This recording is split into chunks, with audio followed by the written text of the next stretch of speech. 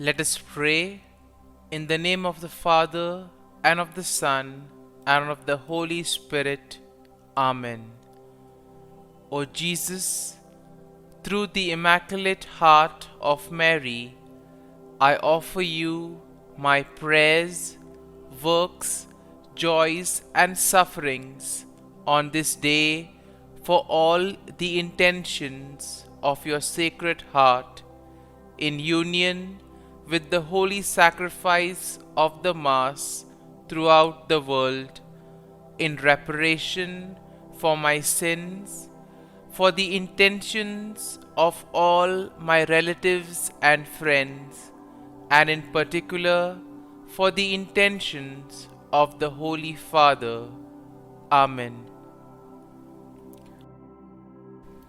Let us pray for the intentions of the Holy Father for the month of May, for church movements and groups.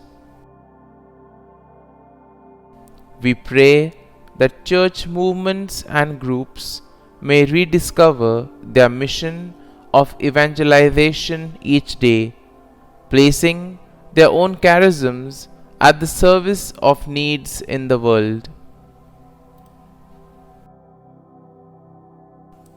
Our Father, who art in heaven, hallowed be thy name.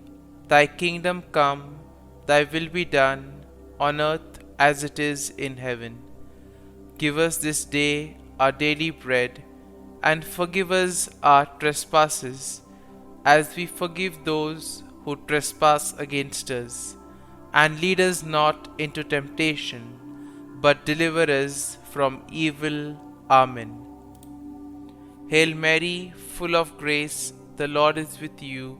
Blessed are you amongst women, and blessed is the fruit of thy womb, Jesus. Holy Mary, Mother of God, pray for us sinners, now and at the hour of our death. Amen.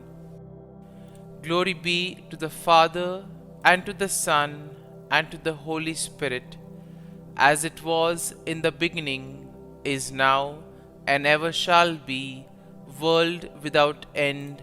Amen. My dear friends, welcome to this morning offering and morning prayer, a time where we spend with Jesus, talking with Him, sharing with Him all our joys, sorrows, difficulties. Most importantly, thanking Him for all that He has done for us and for all that He will continue to do for us in our lives. And as we begin this morning offering, let us thank the Lord for all that He has done for us throughout our lives. Let us begin from the time of our birth. We thank the God for the gift of our life.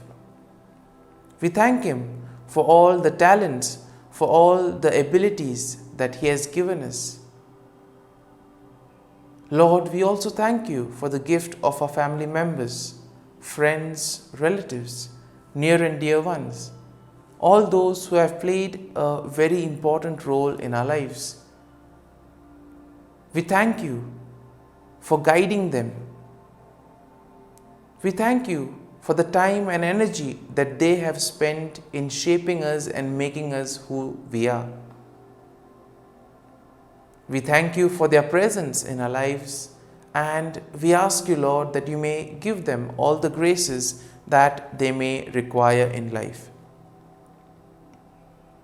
We also thank the Lord for all the experiences that we have had. There have been various joyful experiences that all of us cherish, all of us want to remember. At the same time, there may have also been those experiences that may not have been that good. But nonetheless, these experiences have helped us. They have made us better individuals.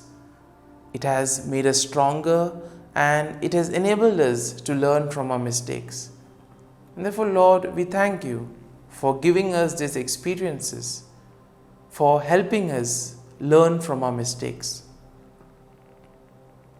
At the same time, we also need to thank the Lord for every small thing that has happened in our lives.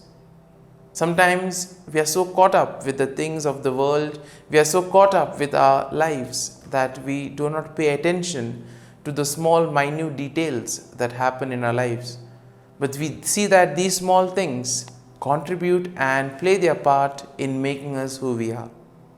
So we thank the Lord for all those things, and we ask Him pardon for all the times wherein we have gone astray from Him, for all the times wherein we have not noticed His presence in our lives, for the times that we have not been able to recognize Him in those around us. We ask pardon from the Lord. And today, my dear friends, we shall reflect on Psalm 48.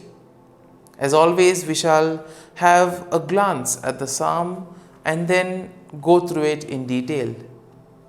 Now, Psalm 48, we see, is a hymn of praise to God, celebrating His beauty and security of Jerusalem, which is the city of God.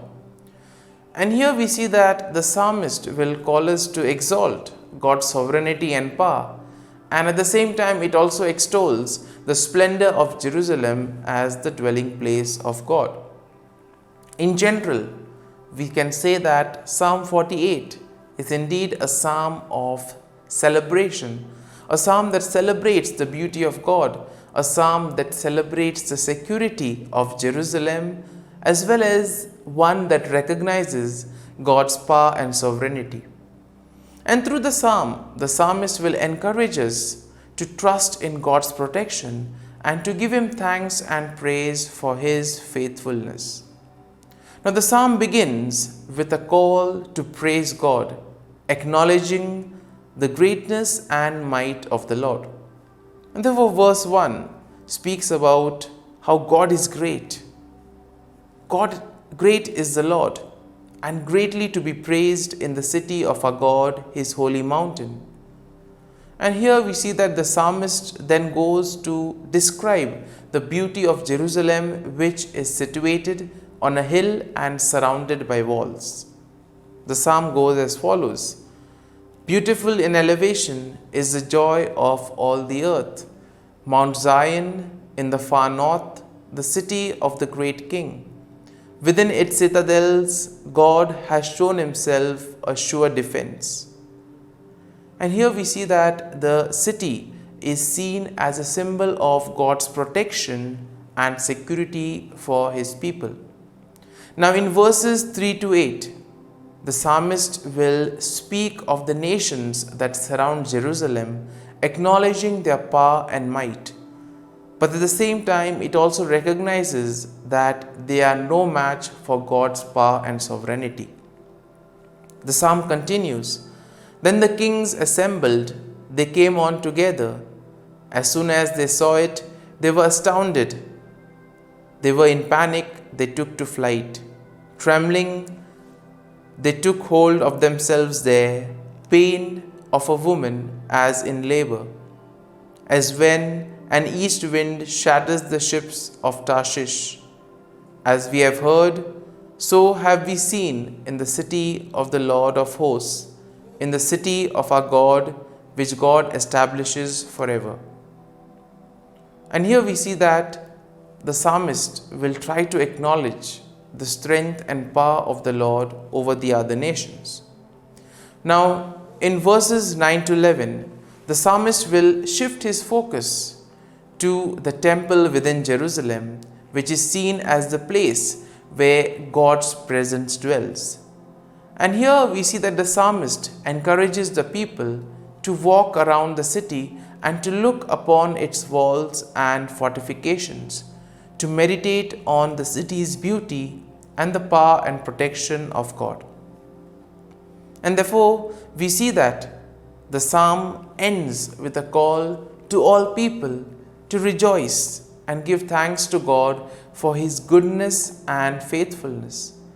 The psalmist recognizes that God is worthy of all praise and worship, and that He will always be a refuge and fortress for His people.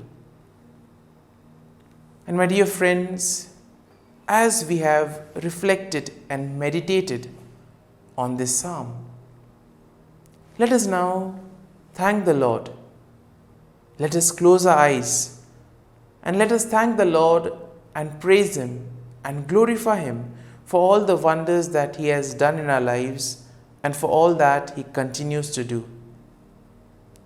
Loving Father, You have given us time in the morning. You have been gracious to us. You have given us Your Son, Jesus Christ, who has cleansed us from our sins. He has taken away all our sins and has given us new life. Lord, as You have given us the Holy Spirit, we ask You to bless us and to protect us. Lord, we thank You, we praise You and glorify You for all that You have done for us. You have protected us and You have guarded us all through the night. You have given us this morning hour. And for this, Lord, we thank You, we praise You, and we glorify You. You are merciful, O Lord, and You have blessed us in so many ways. And therefore, Lord, we ask You that whatever we may do today, be with us, guide us, and protect us, so that whatever we do, it may be in and through Your name, so that we may be able to spread Your love, joy, and mercy to the world around us. And now, my dear friends, let us spend a few moments in silence and reflect on Psalm 48. Let us see what touched us. Let us reflect on a thought that would have come to our mind as we were meditating on this psalm. Let us allow that to take root in us so that the psalm becomes a part of us, and therefore we may be able to put into practice this psalm in our lives.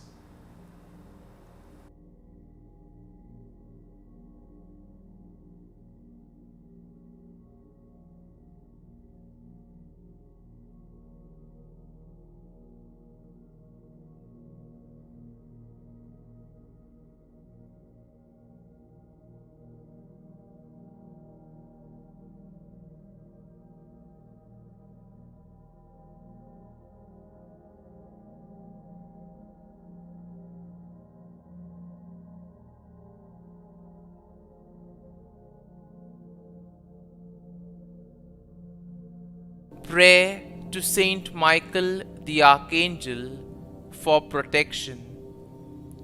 Saint Michael the Archangel, defend us in battle. Be our defense against the wickedness and snares of the devil. May God rebuke him, we humbly pray.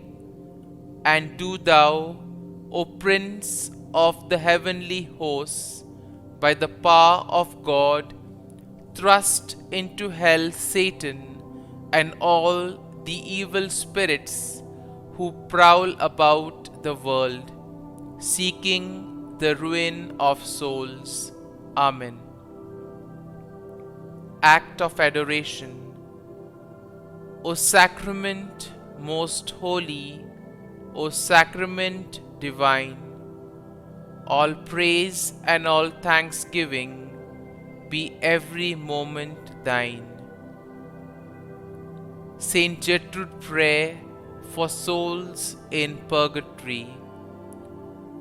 Eternal Father, I offer Thee the most precious blood of Thy divine Son, Jesus, in union with the masses said throughout the world today, for all the holy souls in purgatory, for sinners everywhere, for sinners in the universal church, those in my own home and within my family. Amen. May the divine assistance remain always with us, and may the souls of the faithful departed through the mercy of God rest in peace. Amen. Glory be to the Father, and to the Son, and to the Holy Spirit, as it was in the beginning, is now, and ever shall be, world without end. Amen.